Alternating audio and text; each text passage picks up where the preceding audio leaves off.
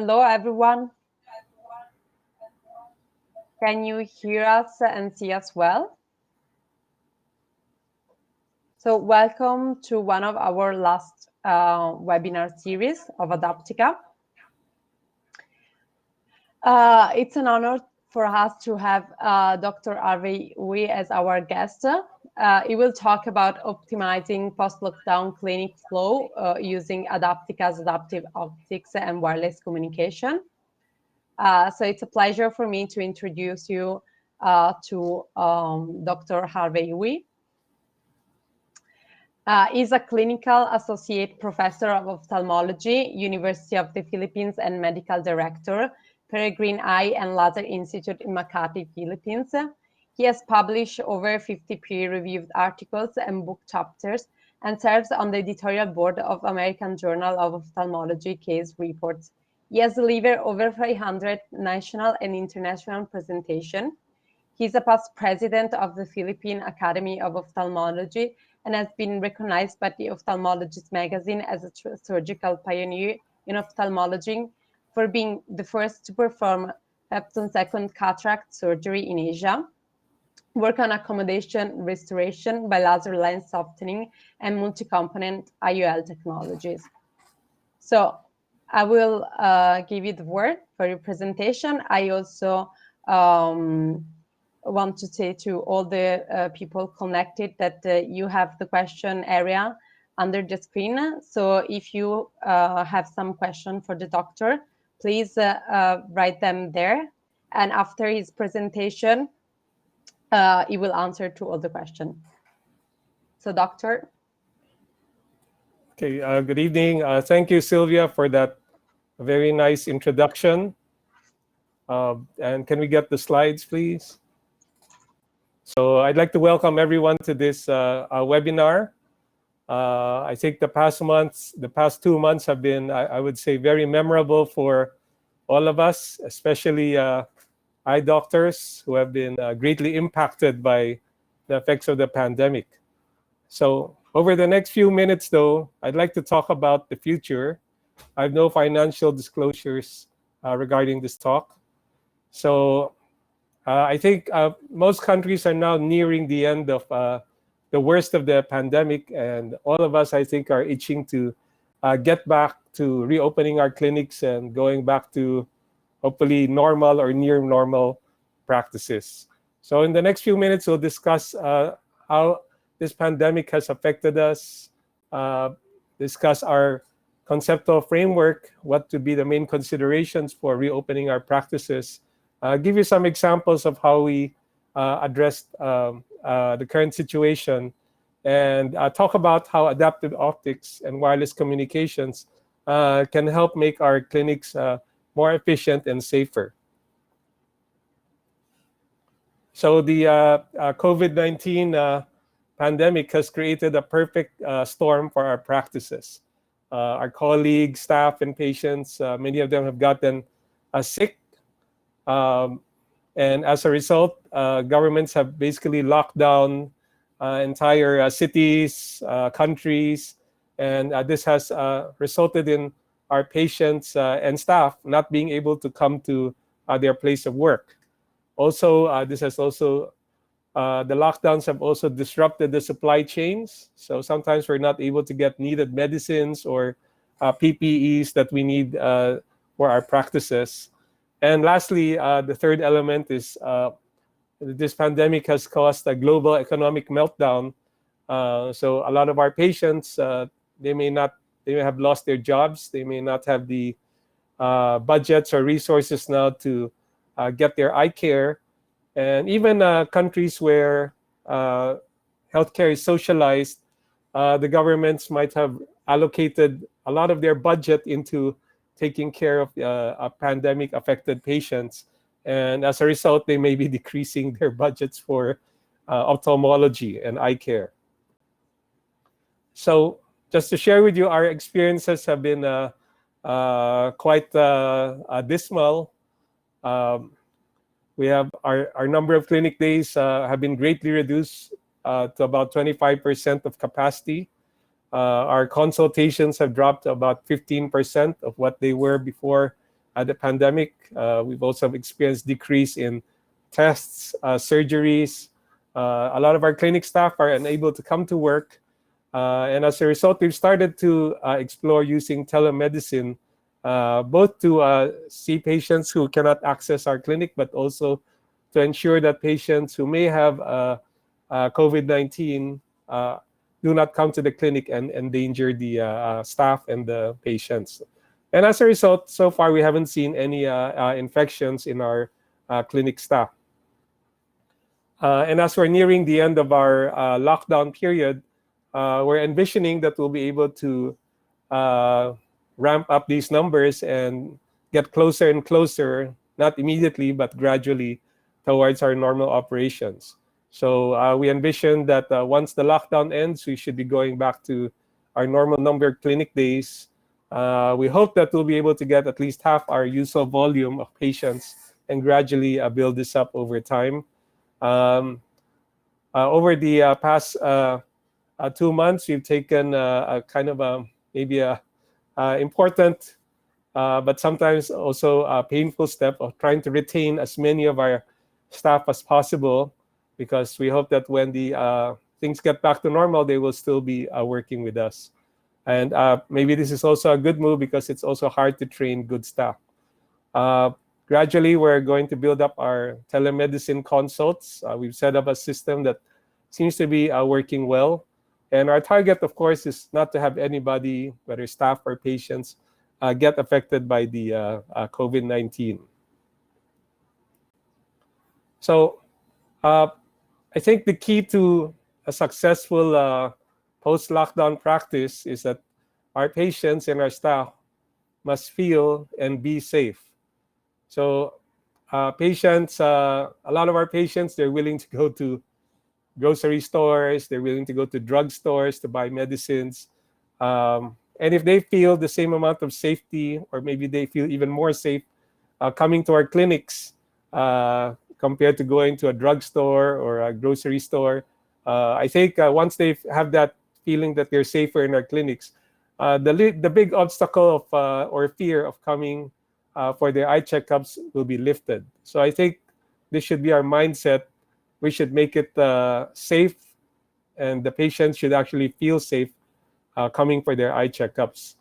And I think the main concept we should have in mind is, in order for anybody to get infection, they should have sufficient viral exposure and exposure time. So there should be a certain amount of exposure to a certain quantity of virus over a period amount of time. And we all of our practices that we institute to lessen the risk of our patients should be either decreasing the viral exposure or the exposure time.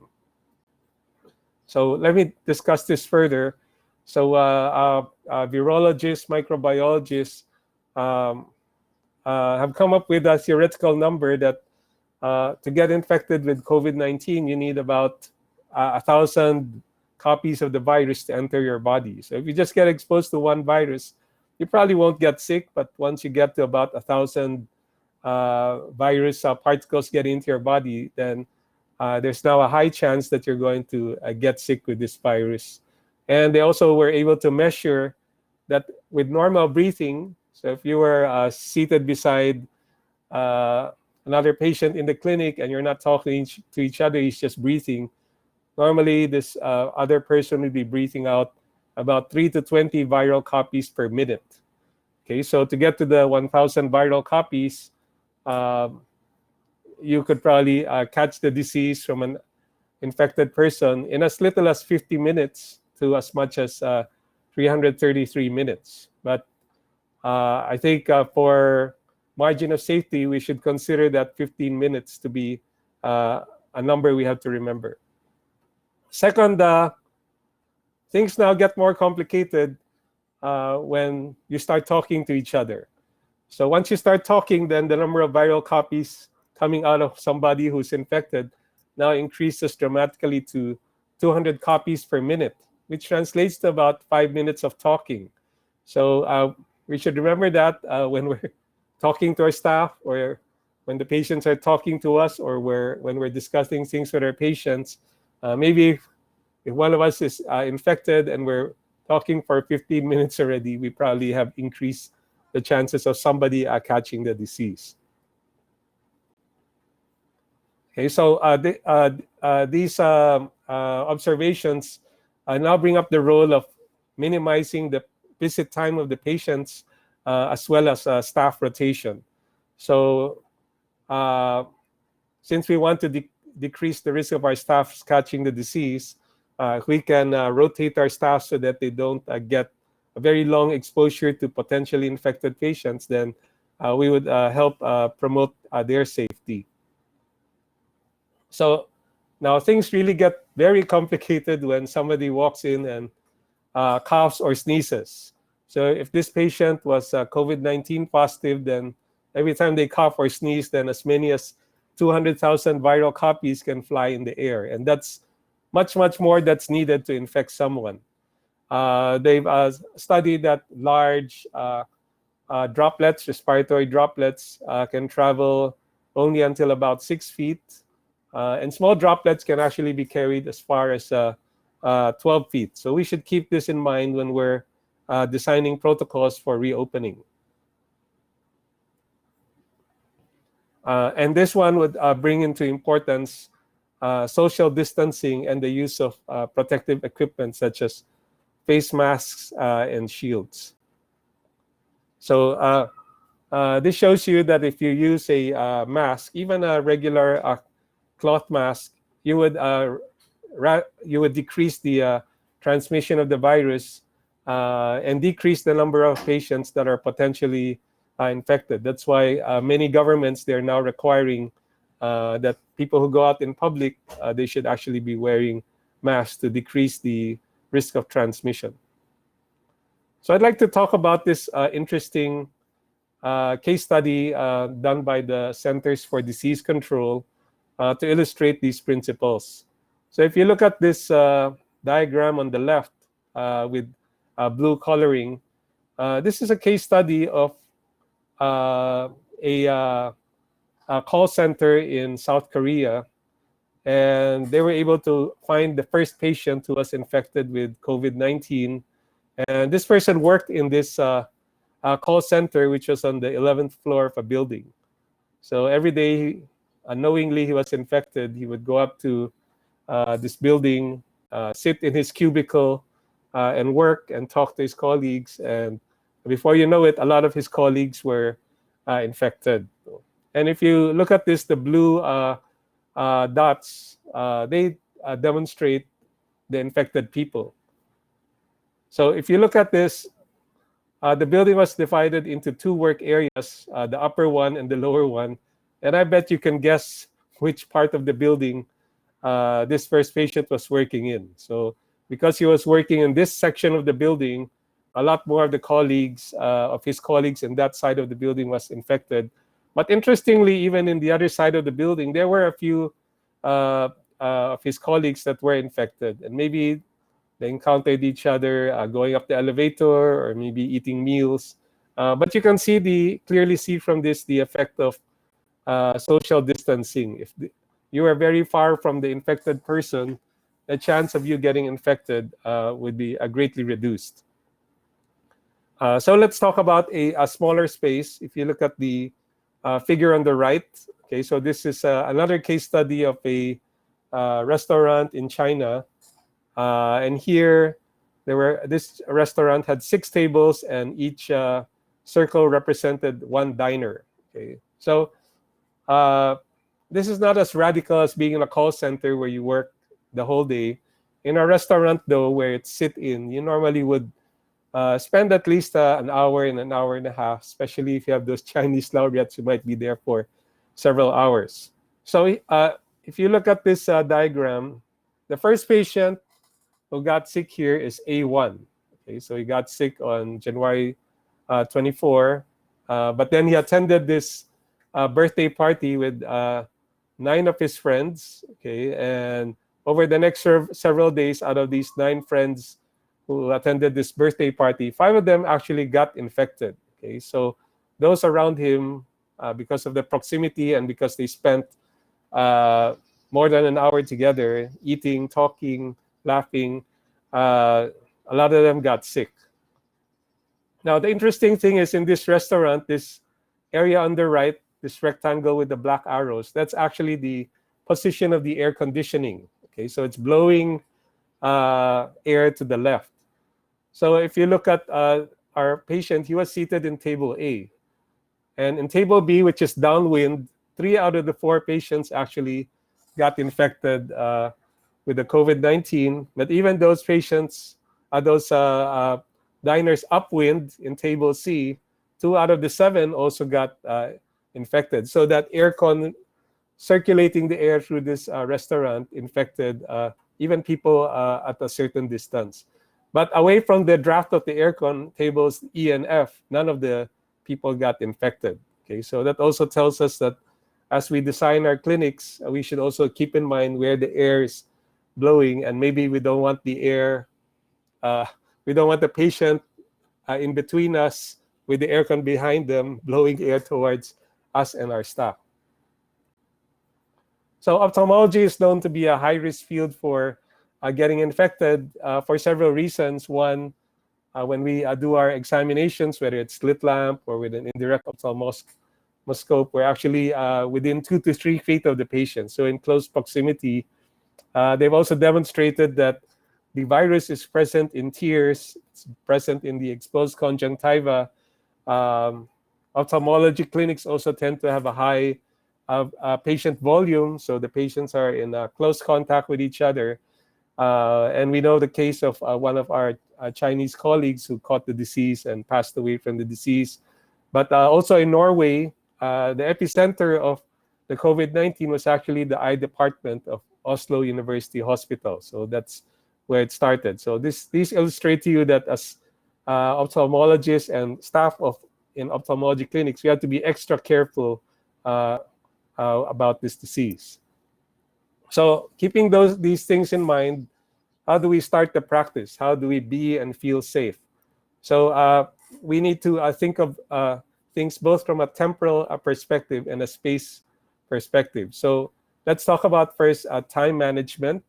So because we want to have less exposure time for our patients and for our staff, I think the first thing we should do is to try to decrease the number of consults at a given time.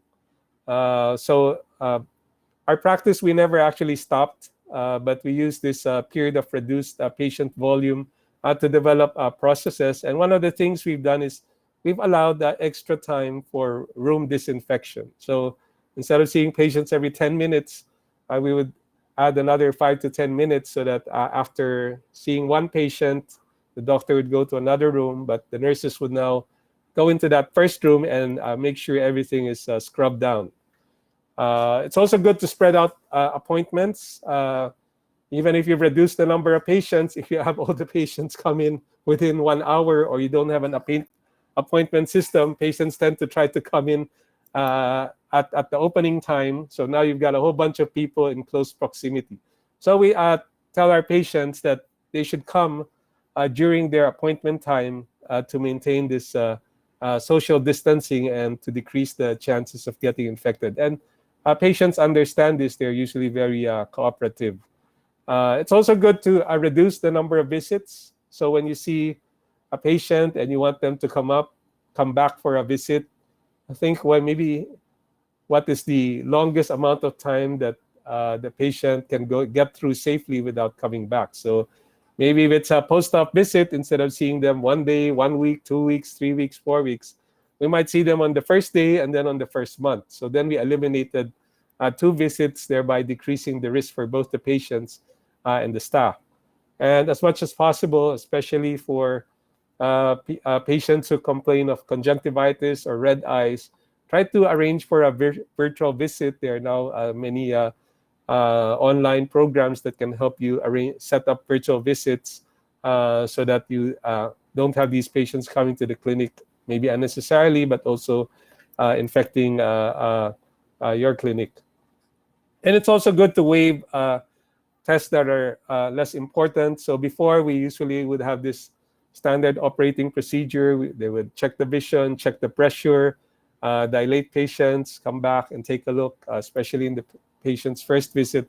But now we're decreasing these less important steps. So if you have a, 25-year-old coming in, their nerve looks good, maybe it's not so important to check the eye pressure.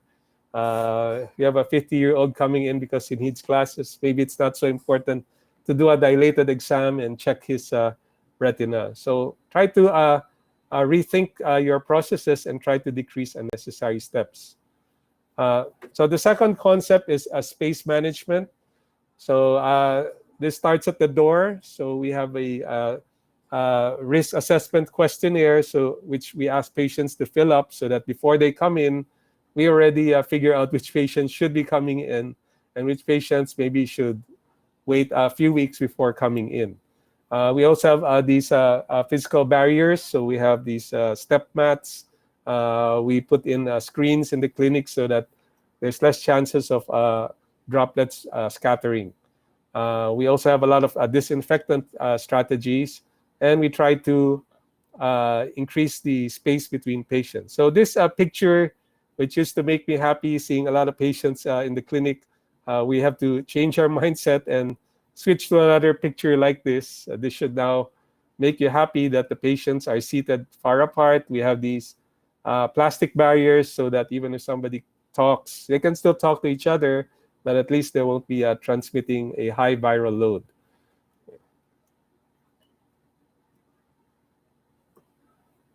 So these are examples of how we maintain social distancing. We have barriers in our slit lamps, and we equipped our staff with personal protective equipment, and we educate them to continue using this. In the operating room, we've also increased our cycle time. We used to schedule so many patients within an operating day. So now we've decreased this. We've added time for the nurses to more thoroughly disinfect the rooms. We upgraded the PPEs. I see these patients are now in full hazmat outfits. We're using disposables more and more. Everybody gets a full face drape. And we try to exceed government specified guidelines. And my tip is you ask your anesthesiologist how they would want to do it, because they're the ones most at risk. And if they feel safe with your practices, then you should be safe also. So let's talk about adaptive optics and wireless communications and how that can help us. So this was the usual process for checking vision. You did our optometrists would do the automated refractometer. And you can see that this distance is basically maybe about 3 feet away. And then when they check the vision with the phoropter, they check the refraction with the phoropter and put in a trial lens. There's actually very close physical contact between the vision tester and the patient. So with the adaptive optics technology, we're able to minimize the risks.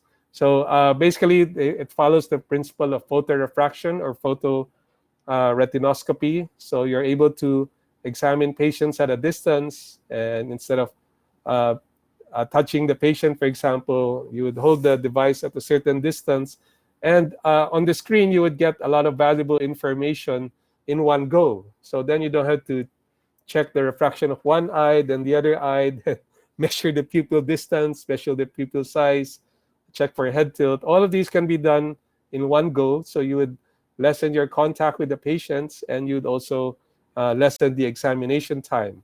So these are just pictures of the photorefraction using the Adaptica 2-in device. So you can see there's now a healthy distance between the examiner and the patients. And this is especially useful for children because since you're at a distance, they actually don't feel threatened and they're more cooperative. And you can put them on the laps of their parents. Another device that you can use would be this Kaleidos device, which is basically the 2-in photoretinoscopy device placed within a dark tunnel. So this serves as a dark room, so you can do this exam under any lighting condition. Especially if you like to let the light into your clinics now, nowadays we like the UV light to come in to help disinfect. But with this Kaleidos, you can still have the patients look through this dark room. And the good thing about this device, it measures the refractive error in as little as 3 seconds. very few patients would now need cycloplegia. And this is a very relaxing device to look through. If you haven't tried it, I encourage you to try it. Okay, and then after once you've measured the refractive error, instead of using the phoropter and the trial lenses, you can now send the refraction wirelessly to these devices. So this is the Adaptica Vision Fit device.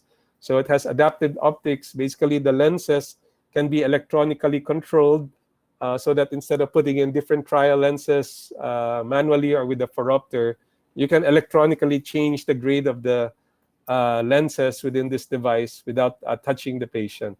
And this is the range of the refraction and axis that can be achieved with this device. Okay, there's also the adaptive optics phoropter called the Aquid. Okay, so this is basically a phoropter that you mount, but it's also electronically controlled, so you can be at a distance from the patient. And if you don't have a very big exam room, it would also electronically compensate for the distance so that you'll be able to check distance correction, even if you have a small space. And maybe you want to devote your previous large space for refraction to more waiting space for your patients. So these are examples of the devices being used. So you can see that the operator can be at some distance away from the photorefraction device. Okay, and then after it does the reading of the two eyes at the same time, it would send the data into the wireless control system, which is basically software in your iPad. And now you can use the iPad to change the lenses within the phoropter or the Vision Fit device. And you can test the patient's refractive error using this system without even touching the patient. So there are advantages of this setup in a post-lockdown situation. First, you have the time advantages. So you're able to lessen the refraction and the visual acuity time because it would measure the refraction of both eyes within seconds. Usually 5 seconds, you can get the refraction. Secondly, if you use a conventional autorefractometer, after measuring one eye, now you measure the other eye, and then you print out the results, and then you bring the patient to the phoropter, and then you check the subjective refraction using different lenses.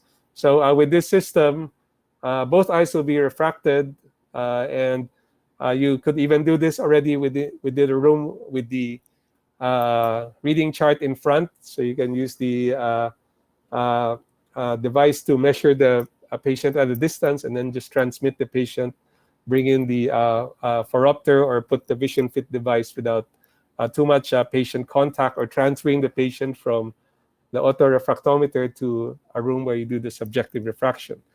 There are also certain space advantages, especially with physical distancing, because you can do this at a healthy distance from the patient.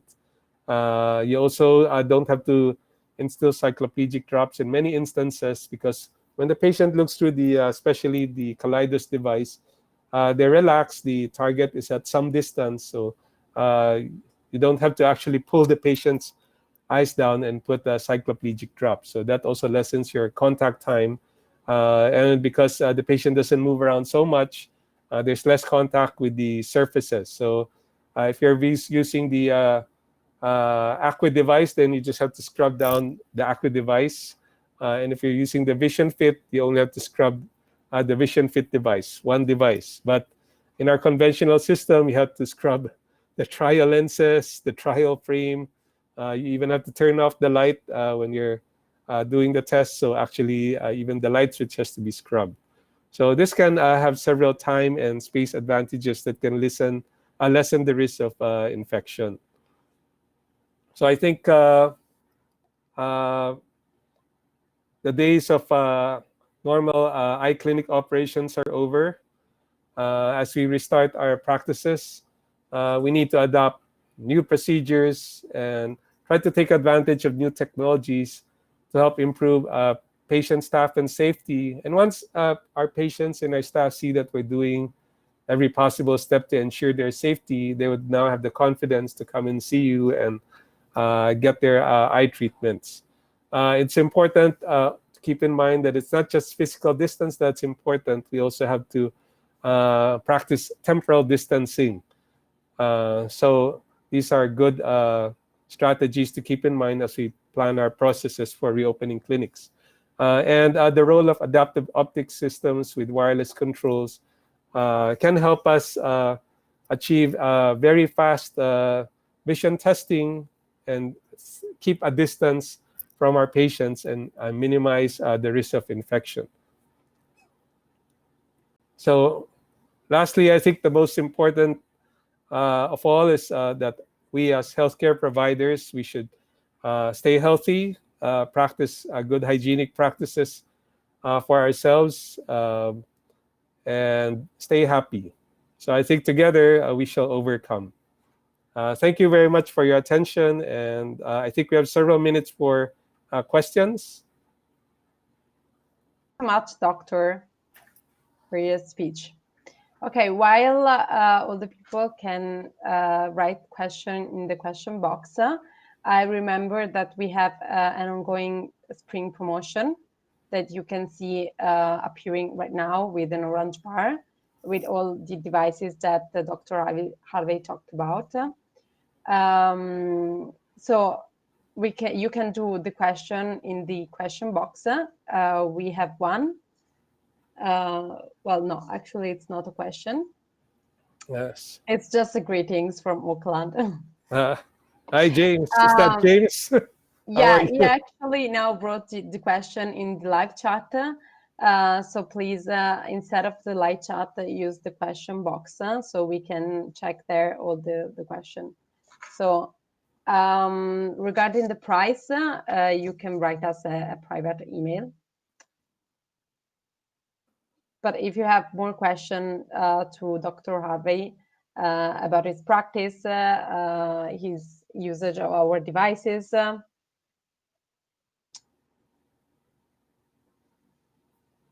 okay, Doctor, you have a question?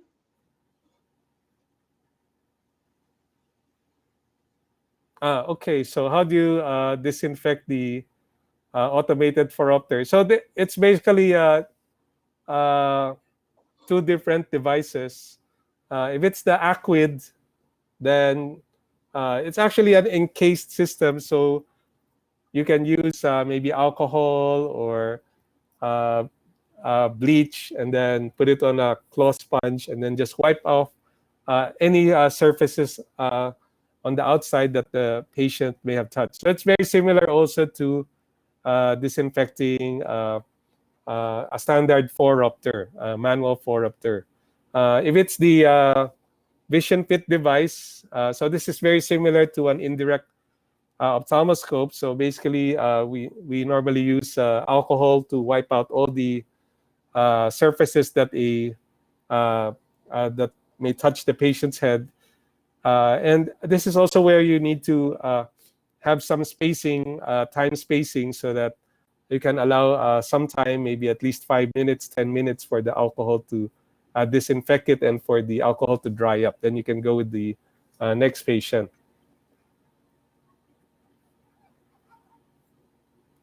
So the next one is the battery life.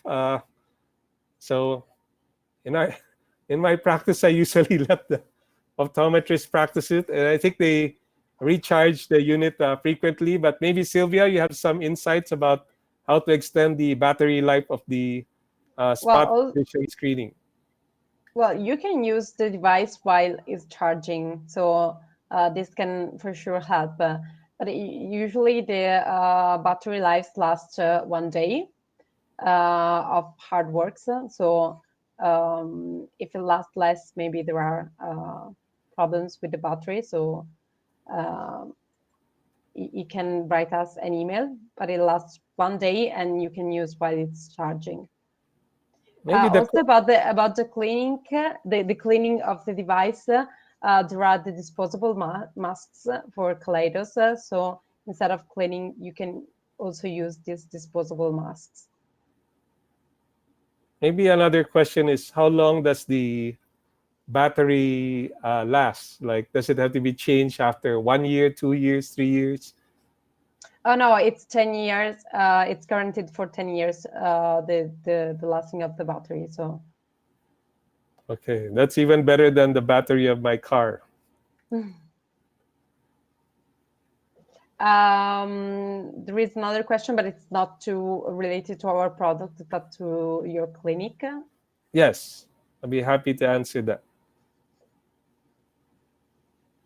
Okay, so what do we use to sterilize our clinic? So we use a variety of things. It starts actually at the door.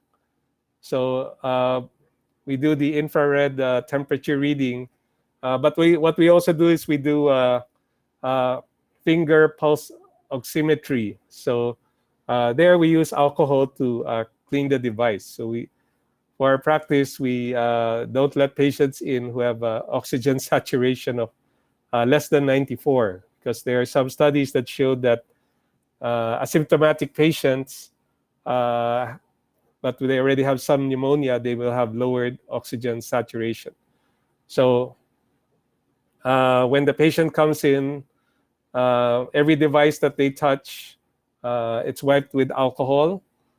And then in the exam room itself, the patient sits in the exam chair, and then we use the slit lamp, for example. And then after they leave, we basically spray Lysol over the contact surfaces. And for the equipment, we use alcohol to wipe the equipment. On the slit lamps, we have these disposable paper chin rests on the chin rest, so you can throw that after each patient. We also clean the tonometer tips on the Goldman applanation with alcohol. And if we use a tono pen, then you throw away the disposable tono pen tip. And then afterwards, we let the room rest for at least 5 minutes for the disinfectants to work.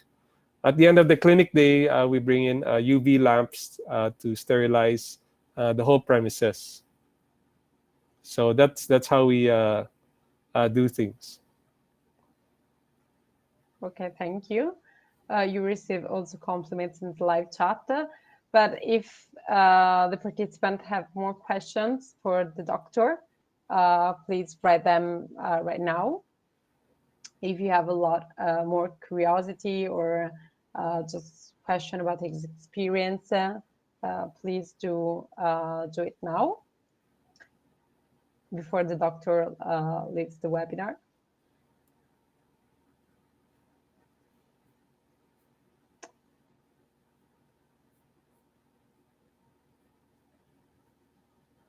Okay, you have another question? So I'll read it. Is your National Ophthalmology Association taking on board your work for dissemination to its members? It would be good for patients and for business if the eye health service sector takes the lead on practicing safe post-COVID processes. So I agree with you totally. I think maybe after anesthesiologists and pulmonologists in the ICU, I think the eye doctors are very much at risk for getting COVID-19. And as a Chinese doctor who was one of the first victims of this disease. So I think most national ophthalmology associations have taken it upon themselves to develop procedures and guidelines for opening. Every practice would be different. I don't imagine that somebody who practices a solo practice in a room in a hospital would follow the same practices as we do. And I'm sure we would not follow the same practices as maybe a tertiary hospital where they see 500 patients a day. That's why we wanted everyone to focus on that principle that you want to decrease the viral load and the exposure time. So you should always think about these two things, the temporal and the space management. And then remember all of the principles of disinfection, put all of these together, and also take into account the National Association guidelines. I think these would be the minimum that you should follow and adapt these guidelines to your specific practice and develop something that will work for your own practice. Okay, thank you so much. I don't know if there are other questions, but I think it was very inspiring, not only your sharing your experience with our devices, but especially sharing how now you're working and you organize the clinic based on the guidelines and to work for not spreading the virus more. So I think it was inspiring for many people, maybe have clinics or just to see how you organize your practice.